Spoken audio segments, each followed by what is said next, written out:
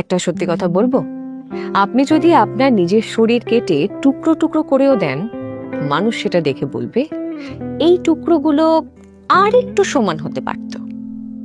আমরা আজীবন কাটিয়ে দিই অন্যদের ইমপ্রেস করতে গিয়ে। আমরা ভাবি সবার হাতে হ্যাঁ মেলালে হয়তো সেই সবাই আমাকে ভালো বলবে। কিন্তু বিশ্বাস করুন, কখনো কখনো সবাইকে খুশি করার চেষ্টা করা আর নিজের পায়ে কুড়োল মারা দুটো একই কথা।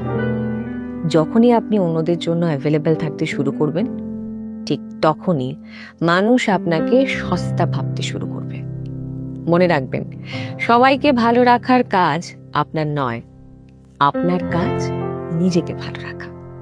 যার বোঝার সে আপনার নিস্তব্ধতাও বুঝবে, আর যাদের বোঝার নয় তারা আপনার চিৎকারটুকুও শুনবে না। তাই জোগাড় সাজা বন্ধ করুন। সেটা সার্কাসে মানায়, বাস্তব জীবনে নয়।